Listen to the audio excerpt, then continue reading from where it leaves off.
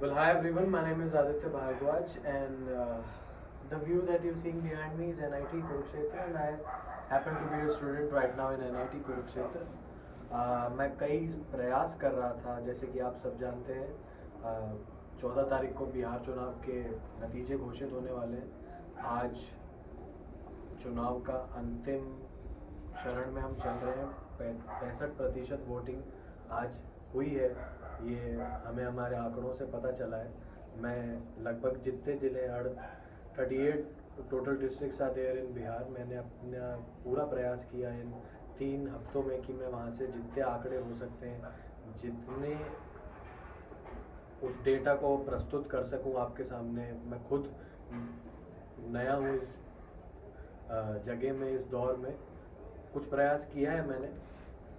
तो आइए देखते हैं कि क्या बन रही है सरकार, किसकी बन रही है सरकार, और इस बार क्या कहता है मत बिहार के लोगों का।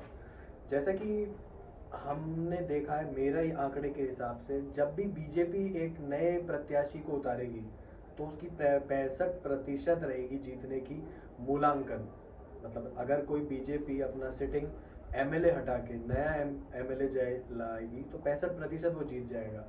लेकिन अगर जदयू अपने सिटिंग एमएलए को जीताना चाहे तो जदयू में उसका सिटिंग एमएलए 57% जीत सकता है।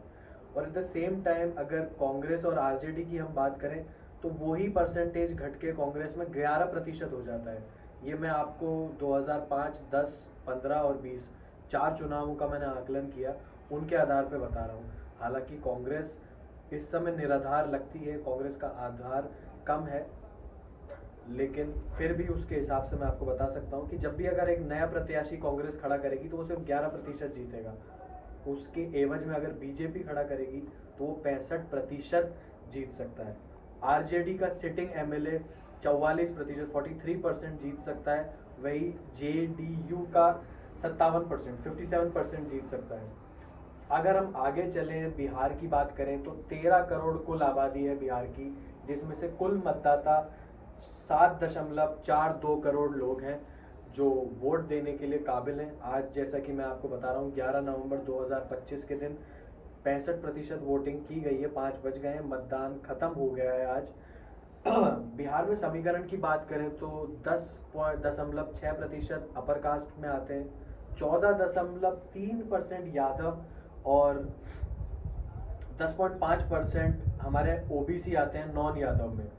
सीमांचल का जितना भी आप इलाका पाएंगे वहाँ मुसलमान की आबादी आपको काफ़ी ज़्यादा मिलेगी, मुसलमान मतदाताओं की आबादी आपको काफ़ी ज़्यादा मिलेगी। इसी चर्चा को आगे बढ़ाते हुए हम AIMIM की तरफ जाते हैं, जो इस बार ही नहीं, पिछली बार भी हालांकि उनके एमएलए तोड़ लिए गए थे, लेकिन वो इस बार एक बड़ा प्लेयर उभरती हुई मुझे दिख रही है।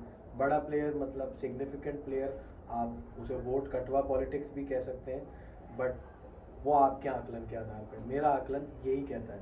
अगर हम 2020 की यानी आखिरी चुनाव जो हुआ था बिहार में उसकी बात करें तो बीजेपी ने 110 सीट पे चुनाव लड़ा था। ये जो मैं आपको पढ़ के बता रहा हूँ ये मेरे ही आकलन के हिसाब से, मेरे ही डेटा के हिसाब से मैं आपको बता रहा हूँ। 110 सीट बीजेपी ने लड़के 74 जीती थी। उसी की दशमलव में कांग्रेस ने 70 सीट लड़ी थी, 19 जीती थी कांग्रेस। जदयू की हम बात करें तो 43 सीट्स देवन आउट ऑफ 115, हम 4 जीती थी 11 में से, वीआईपी ने भी 4 जीती थी 7 में से। तो टोटल एनडीए का जो स्कोर हुआ था वो हुआ था 123 243 में। और 122 का जो आंकड़ा है वो आप सबको पता है, जादुई आंकड़ा है बिहार में।